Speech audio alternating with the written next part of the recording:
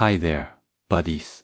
The amazing tale of Cleopatra, the final queen of ancient Egypt, is what I want to share with you today. This lesson goes beyond history. Drama, power, passion, and ambition abound on this trip back in time. One of the most well-known ladies in history, Cleopatra's life is like a thrilling film. You will love every second of this fantastic narrative, which is ideal for practicing your English. So, settle back, unwind, and enjoy it. Cleopatra's early life is covered in Chapter 1. A baby girl was born in Alexandria, Egypt, more than 2,000 years ago, in 69 BCE. Cleopatra VII was the name of this infant, who would go on to become a unique kind of queen. But she was a young child with lofty aspirations before she became a queen. The Ptolemaic dynasty was the royal family into which Cleopatra was born. Although they were originally from Greece, this family had governed Egypt for a long time. One of Alexander the Great's generals, Cleopatra's ancestor, Ptolemy I, succeeded Alexander as king of Egypt. Therefore, Cleopatra's family was both Egyptian and Greek. Historians are unsure of Cleopatra's mother's identity. However, it may have been Cleopatra V. Her father was King Ptolemy XII. Cleopatra was raised in an opulent mansion. She had the best education, lovely clothes, and maids. However, royal family life was not as simple as it appeared. Danger was constantly present. To become king or queen, family members battled for control and occasionally even killed one another. Cleopatra discovered early on that power came from knowledge. In contrast to the majority of women in her era, Cleopatra put a lot of effort into her studies. Greek, Latin, Egyptian, and perhaps Hebrew were among the numerous languages she studied. She reportedly had fluency in at least 7 languages. She was unique because of its rarity. Cleopatra, too, was interested in everything.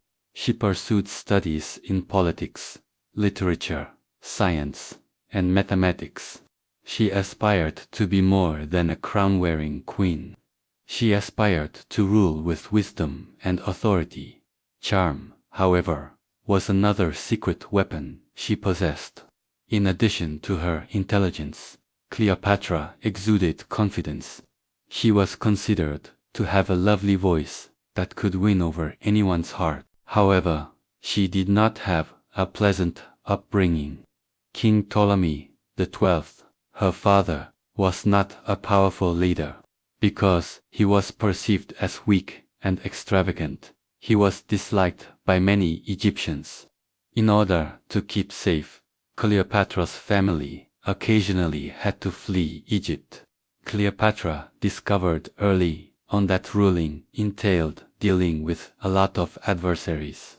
Cleopatra's life took a drastic turn when she was just 14 years old. Her mom vanished. While some claim she died, others think she was murdered. Cleopatra will soon have to contend for the throne after her father fell very ill. Even though she was just a teenager, she was already getting ready to rule as queen. Cleopatra's intense passion for Egypt set her apart from past monarchs. She honored Egyptian customs despite being from a Greek family. She even posed as the goddess Isis, a formidable figure in Egyptian mythology, and was the first Ptolemaic ruler to acquire the Egyptian language. Cleopatra was prepared to rule by the time she reached adulthood, but it would be difficult to rule Egypt. Both inside and outside her family, she had adversaries. She was aware that she would need strength, courage, and cunning. The tale of Cleopatra's ascent to power so commences. In Chapter 2, Cleopatra ascends to the throne. Cleopatra was not your typical young lady. She was destined to dominate from the time of her birth. But it wasn't simple to become queen. It was a journey fraught with peril, treachery, and cunning schemes. Allow me to explain how Cleopatra rose to become the Egyptian queen. King Ptolemy XII, Cleopatra's father, died when she was 18. He stated in his will that Cleopatra would govern Egypt, but not by herself. Ptolemy XIII, her younger brother, who was just 10 years old, had to share the kingdom with her. Indeed, it was typical for siblings to govern jointly in ancient Egypt, even if they were extremely young. Cleopatra, however, was unwilling to cede her authority. She thought she was brighter and more capable than her brother. Whereas her brother was a youngster with no experience, she had studied politics, history, and languages. If Cleopatra wished to save Egypt and govern it as it was due, she understood she had to assume power. Cleopatra initially attempted to cooperate with her brother, but their advisors quickly began to conspire against her. The thought of a strong, intellectual woman leading Egypt did not sit well with the counselors, because he was simpler to manage. They wanted Ptolemy XIII to be in charge. Cleopatra's life soon became extremely precarious. She was compelled to escape to the desert from the royal palace. Imagine the legitimate queen, Cleopatra, alone in the arid, scorching desert with only a handful of devoted supporters. She was without a monarchy, an army, and a home. However, Cleopatra was a persistent woman. During her exile, Cleopatra started formulating a plan. She was aware that she needed help to regain her reign. She had to think quickly and needed assistance. Fortunately, Julius Caesar, a strong Roman general, had just arrived in Egypt. Cleopatra saw a chance with Caesar, one of the most well-known and powerful men in the world. Cleopatra made the decision to meet Caesar, but she understood that in order to get his attention, she would need to do something spectacular, because her adversaries would stop her. She was unable to just enter the palace, so she had a bright, audacious notion. One evening, Cleopatra had a big carpet wrapped around her by her faithful attendant. A carpet, indeed. The carpet was then brought into Caesar's quarters as a gift by the servant. Cleopatra emerged as the carpet was unrolled, looking gorgeous and self-assured. Caesar must have been shocked to see this smart, attractive young lady come out of the carpet. Cleopatra addressed Caesar with knowledge and charm. She shared with him her hardships, her passion for Egypt, and her aspirations to become a great queen. Caesar was impressed. He realized that, in addition to her beauty, Cleopatra was intelligent and driven. Caesar consented to assist Cleopatra in regaining her position as queen. They devised a strategy to overthrow Ptolemy XIII and his advisors. Caesar and Cleopatra's united armies were too strong for Cleopatra's adversaries. Ptolemy XIII was vanquished following a bloody conflict, and Cleopatra regained her position as Queen of Egypt. However, Cleopatra wasn't content to simply take back her reign. She wished for Egypt to regain its might and prestige. She began collaborating closely with Caesar to fortify her nation. She strengthened trade, instituted new regulations, and helped form a close bond between Egypt and Rome. Chapter 3: Julius Caesar and Cleopatra. Even though she was now the Queen of Egypt, Cleopatra's life was anything but tranquil. One of the most powerful men in Rome, Julius Caesar, had assisted her in regaining her kingdom. But politics wasn't the only aspect of their narrative. It was also about danger, love, and ambition. With Caesar's assistance, Cleopatra overthrew her brother, Ptolemy XIII, and rose to prominence in Egypt. She did not, however, wish to merely govern Egypt. She aspired to make her nation powerful and well-known worldwide. She was confident that Caesar's support would enable her to realize her goals. Following the war, Caesar and Cleopatra spent a lot of time together. Caesar's strength, intelligence, and army-leading skills were all praised by Cleopatra. Caesar was impressed by Cleopatra's intelligence, beauty, and charm. Despite Caesar's considerable age difference, he was about 52 years old. Whilst Cleopatra was only 21, they had a close bond. Caesar accepted Cleopatra's invitation to remain in Egypt. Together, they cruised down the Nile River, toured the stunning city of Alexandria, and discussed their future plans. Caesar was fascinated by Cleopatra's presentation of Egypt's rich history and culture. He realized that Egypt was more than simply pyramids and deserts. It was a strong, affluent, and promising nation. Cleopatra became pregnant during this period. She gave birth to a son in 47 BCE, whom she called Ptolemy Caesar. However, he was referred to as Caesarion, which translates to Little Caesar. Cleopatra thought Caesarion would eventually bring Egypt and Rome together to form a strong empire. She desired for her son to represent power and solidarity, but their joy was short-lived. Numerous issues resulted from the relationship between Cleopatra and Caesar.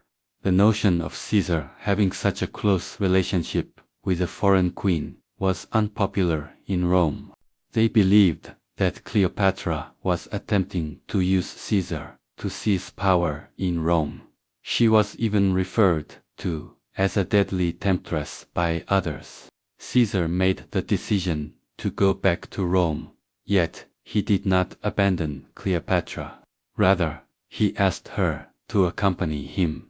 Always brave and daring, Cleopatra concurred.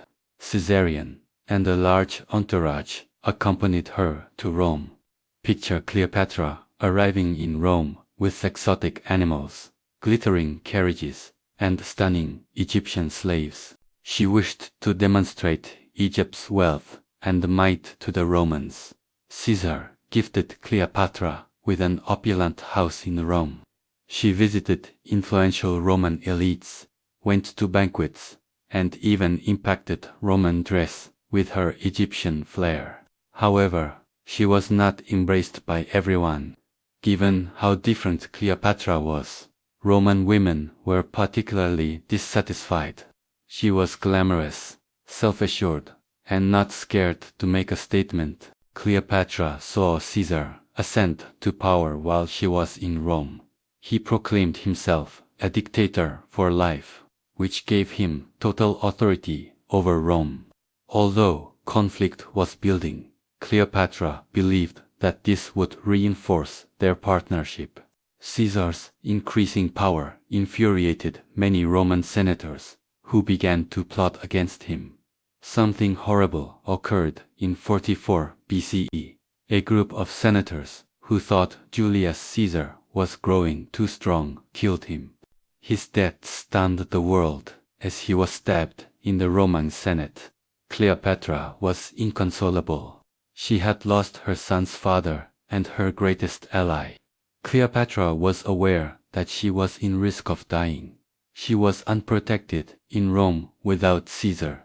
She had to move fast because she was perceived as a threat by many.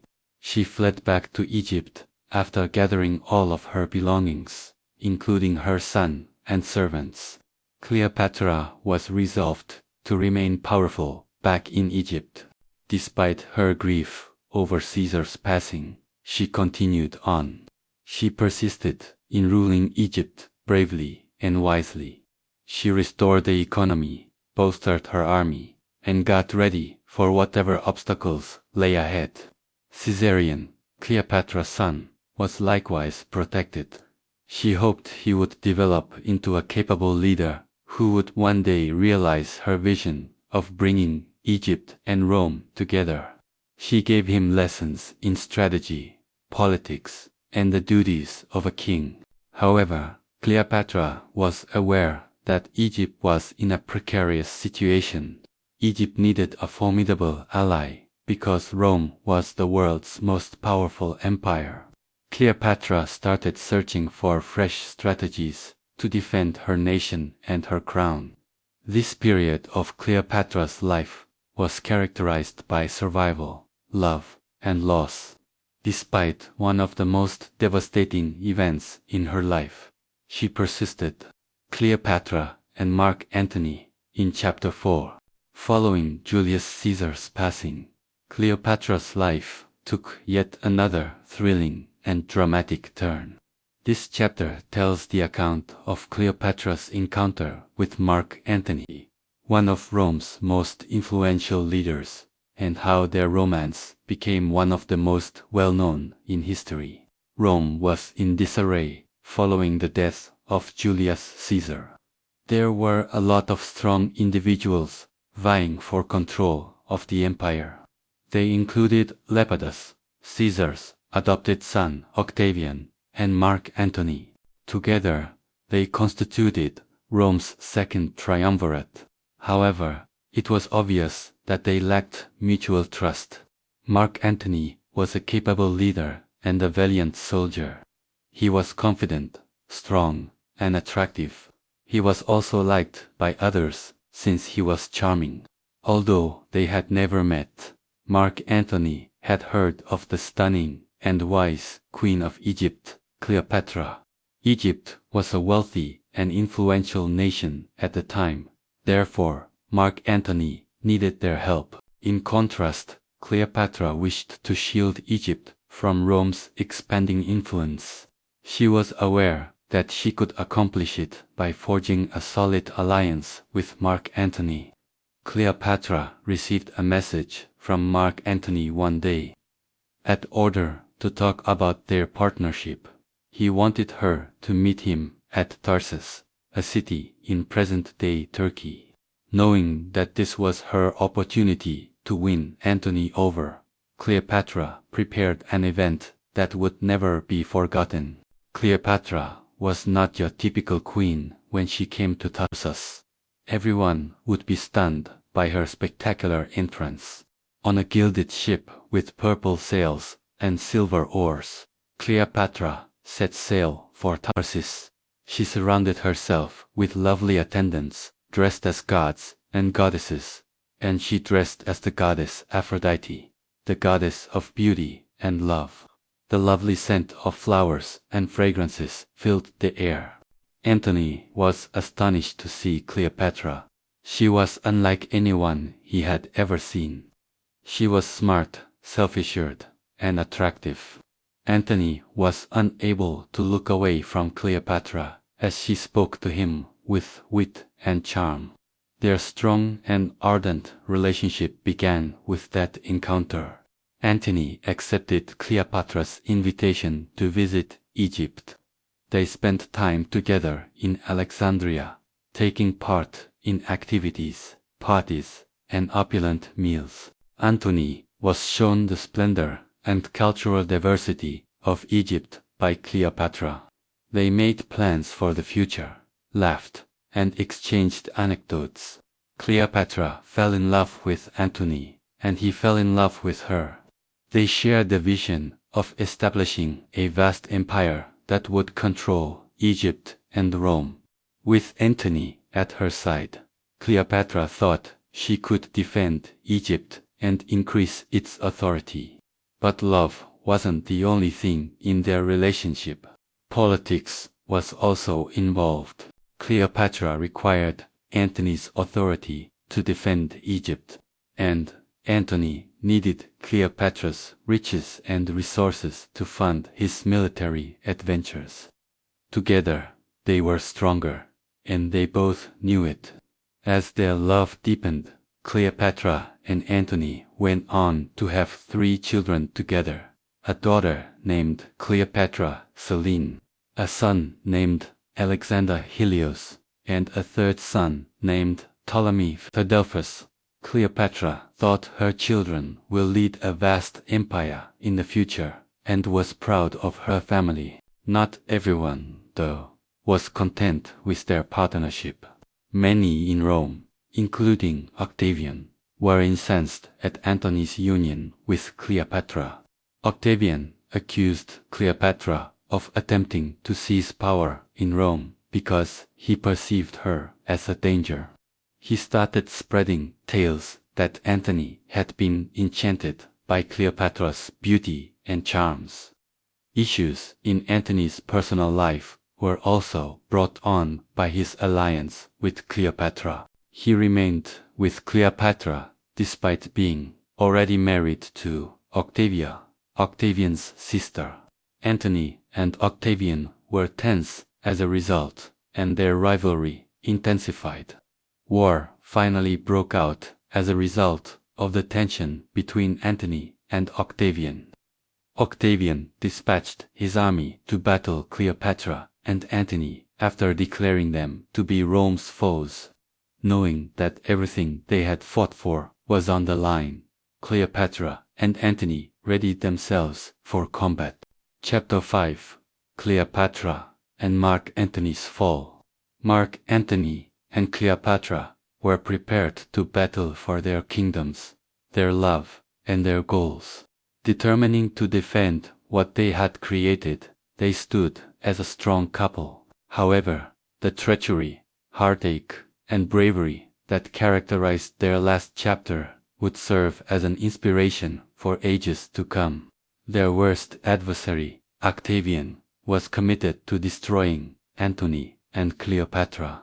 His goal was to seize Egypt and prevent Antony from becoming more powerful.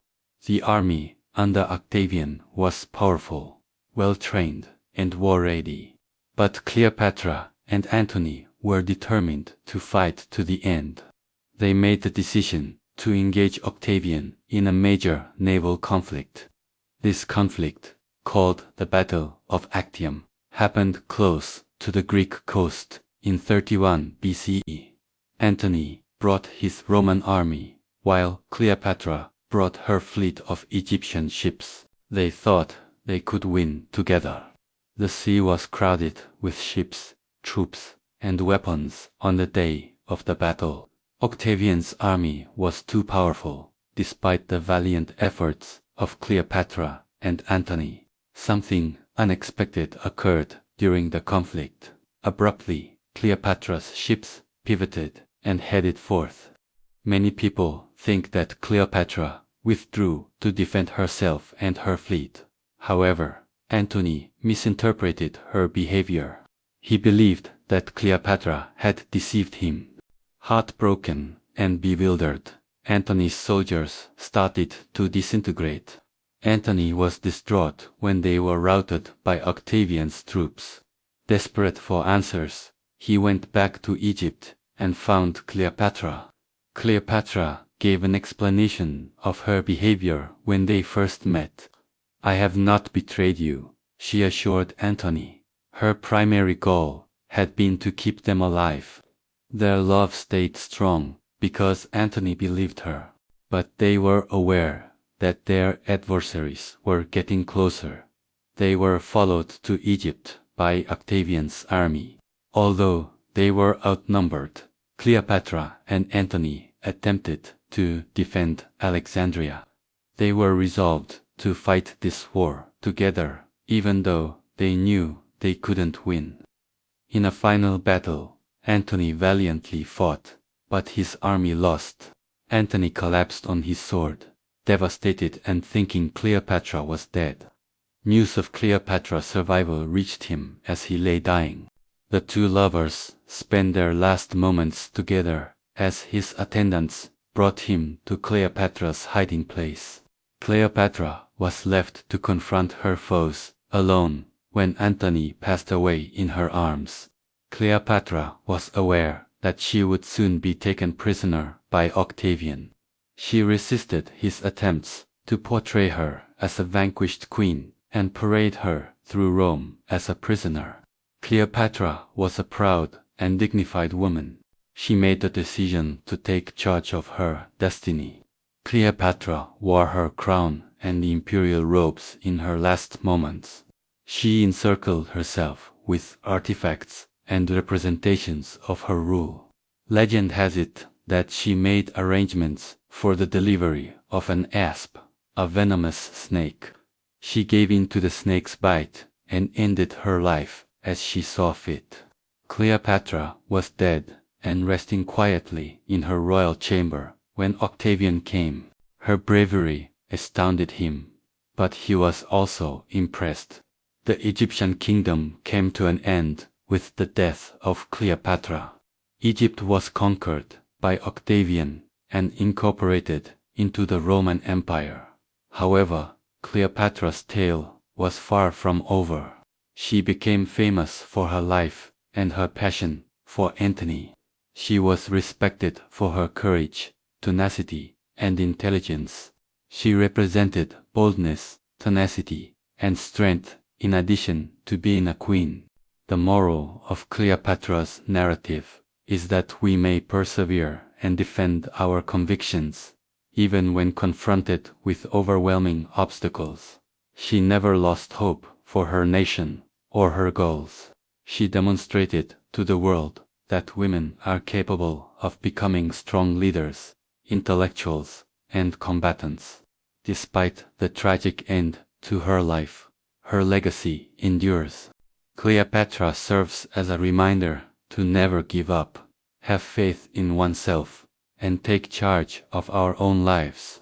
She demonstrated that we can face our difficulties with bravery and dignity, even in the most difficult circumstances. Let Cleopatra's narrative encourage you, my friends, to dream big, to be strong, and to never let fear hold you back. Even though she faced many challenges in her life, she also experienced love, hope, and glory. Be brave, unafraid, and memorable like Cleopatra. How did you feel about this amazing adventure? Isn't the tale of Cleopatra among the most motivational in history? Allow her life to serve as a reminder that you are capable of overcoming any challenges life presents.